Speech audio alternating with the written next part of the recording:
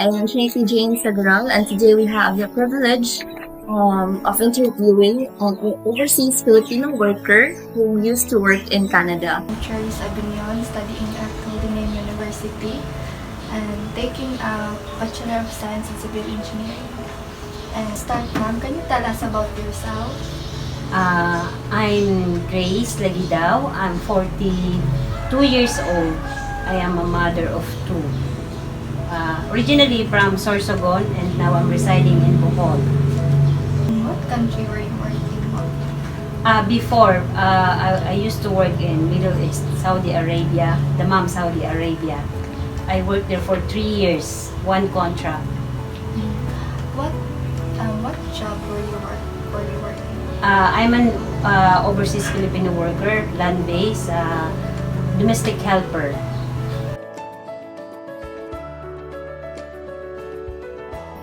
So, Mr. Dinero, how long have you been working abroad? 5 years. 5 years, that's long. I was there for 3 years. Working overseas, working in a new environment, new places, new faces, it's a whole different from here. What was your adjustments and how was your process of adjustments in another country, ma'am? It was a really big adjustment at first, especially with the weather, because when I get there, it's summer, it's their hot season. It's really hot there, up to 56 degrees. And of course, the culture, the food, it's a one big adjustment is the food. At first, for the first 3 months, I cannot eat because it's really different. Like, it's all with a lot of spices, spicy, and then of course, they're using a lot of spices. And another thing is, of course, the time difference. When I got there, I always like woke up in the middle of the night, and I'm starting to work already. And my employer would always tell me, "Why are you starting to work? It's only 2 a.m. in the morning," because I thought it's already 6 a.m. in the morning. And then of course the language is really difficult because most of the Saudian people or Arabs, they don't really speak English much, so you have to adjust. That's why we have to learn basic Arabic words before we go there. It was very hard dealing with strangers, the new workplace, the climate, and the culture. So, what were your adjustments? First, my adjustment was to adjust the climate, uh, their culture, The language. language, because you keep talking in English. And lastly is the attitude, the people. It's different back in the Philippines. So, how did you cope up with your struggle? Working as an OFW there in Canada. Just staying positive, seeking help from my fellow FW. I'm keeping touch with my family back in the Philippines. It's definitely have a lot of adjustments. It's difficult working away from your family. You've been through challenges. How did you cope with your struggles working as an OFW, ma'am? It is really hard because especially I got two kids. When I left the country, my youngest was only 6 years old. So they used to sleep with me all the time. And when I got there, that's the really big challenge. And especially when you were working in Saudi, it's not all that get lucky that you're gonna be able to connect with the Wi-Fi or get your own mobile number. So it takes me 2 months before I get my own number and communicate with my family properly. Like, I remember the first 2 months would only once a week I'm allowed to call, and then I'm allowed to connect, and then after 3 months, that's the time they only allow me to connect with the Wi-Fi, and then the communications got easier. But at first, it's like every day after work, I would wait and pray that my employer would allow me to connect with the Wi-Fi.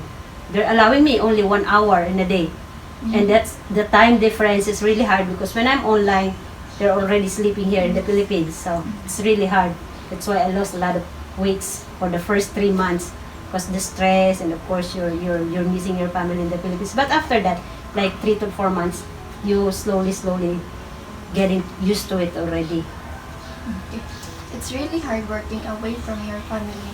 That's why I highly respect those who work overseas. No? You are our pride as a Filipino. Well, for you, ma'am, would you consider OFWs as the unsung heroes of our country, and why? Yes, because the moment you step on the plane, it's like I remember my father when I signed the contract, he told me like it's like your 1/4 is already in the grave.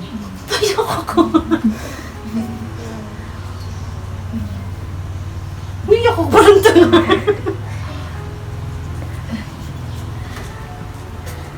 Because imagine, you're gonna be in a country that no one knows you don't know the language, and you'll be miles away from your family. Ayoko parang And I remember when I get to Saudi, the very first day I was in Saudi, it's like you're not in, like you're lost. You feel okay, you're just gonna get through the 2 years and then after that you're gonna come home. But every day is a struggle because every day, it's like a everyday adjustment because their culture. The big trial for me in Saudi also is wearing hijab every day. Like, imagine for 3 years you're hiding your hair and you're not get used to it and the weather is so hard. So, a lot of simple as wearing hijab, especially for women that doesn't used to wear hijab, it's an everyday sacrifice already. You try to watch it on YouTube. All the Filipino women goes to Saudi that they're forced to wear hijab. Every day is a struggle. I remember for the first 6 months, I would always used to have headache, constant headache because your hair is wet and you have to force to wear hijab. And of course, you're not allowed to go out. Especially in Middle East, there's no day off. So, imagine you're working 7 days a week, 24. You're lucky if you're gonna be able to rest at least after 12 hours. So, even if you're sleeping, some employers will gonna wake you up. So, all the sacrifice. But, at the end of the day, like after 6 months, I got lucky because maybe I worked too hard. So, they get easy on me. They give me proper rest already. They give me Wi-Fi. They give me proper food and they're giving me free like they're giving me free. At first I'm buying my own soap, I'm buying my own lotion, but after 6 months they're giving it all free for me. So not everyone is lucky because I remember I had Filipina in the same building living down. She's buying her own everything. She's buying her own snack, she's buying her own personal needs, and she's not even allowed to talk to me. She can only go out in the building if she's throwing garbage out, and there's a CCTV, so she's not allowed to talk to me. So, I consider myself really lucky compared to other Filipina in Saudi. You have no idea how they're going through more. Like, they're not even allowed to use phone. There's only time limit for using phone, but I am a little bit lucky. But my first 6 months was really a big challenge. But It's really hard working as an OFW. That's why I highly respect those who work overseas.